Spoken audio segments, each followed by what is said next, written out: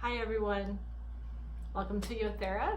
My name is Jessica Maitri. Thank you for tuning in and watching.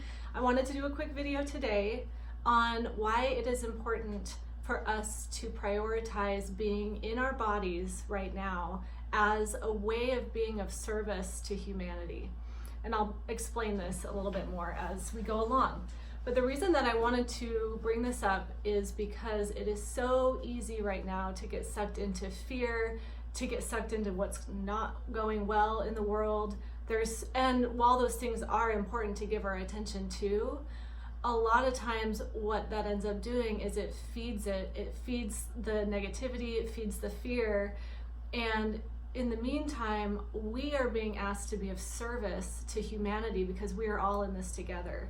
So I found myself, when the news about the Amazon being on fire, when there was, and still is, so much out there to read about and to really get emotional about, I found that it was actually not helping me be of service to continue to pay a lot of attention to those issues.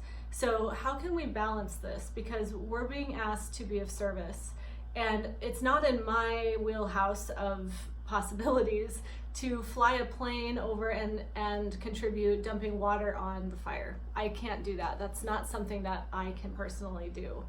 But what I can do is I can offer free sessions to people that are struggling, or I can help my neighbor move, or I can bring a meal to someone that I know is feeling lonely.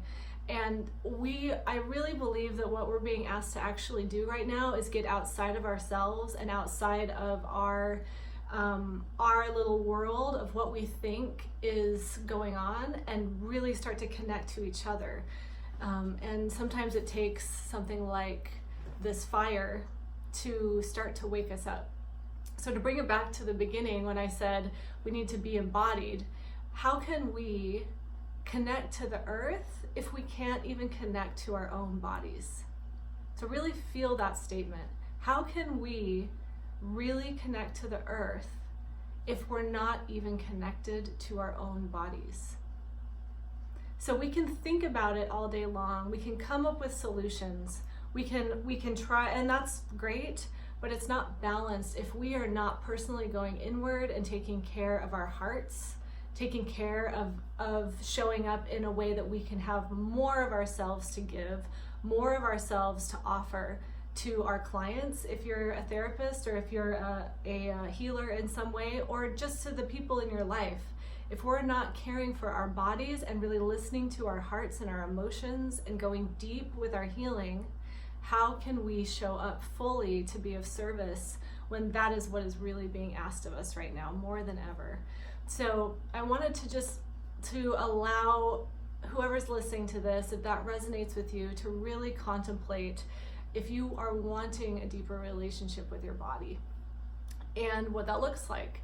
So it doesn't necessarily have to look like doing yoga or going and exercising. It actually sometimes just means being willing to be with your emotions, being willing to be with your process 1 minute at a time. And sometimes it really is 1 minute at a time, or one step at a time.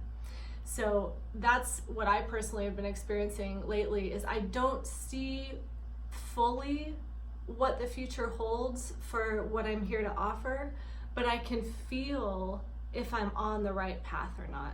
And when I do these videos, I feel in my heart and in my body that I'm on the right track.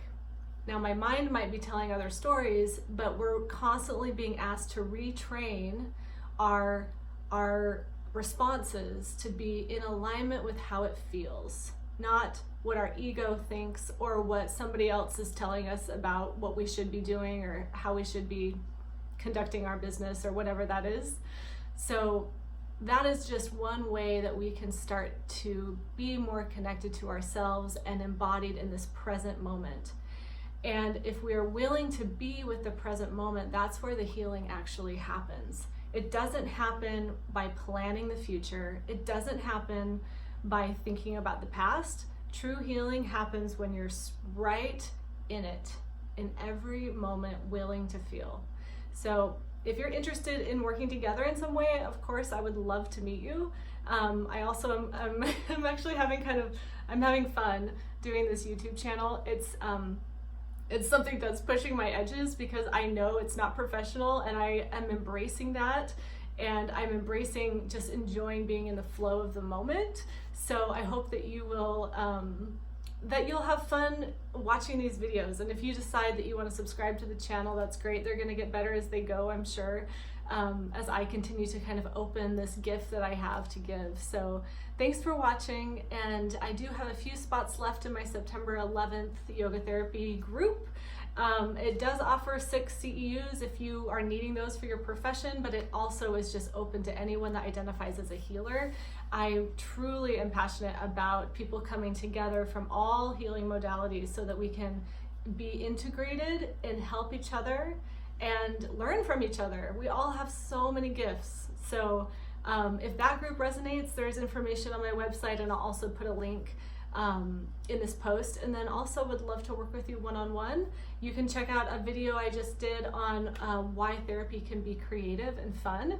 So if you haven't watched that yet, maybe check that one out. And I love working in a non-traditional therapeutic model because it gives me and the client the opportunity to really get creative and be in the moment and heal from that space. So if you're interested in that,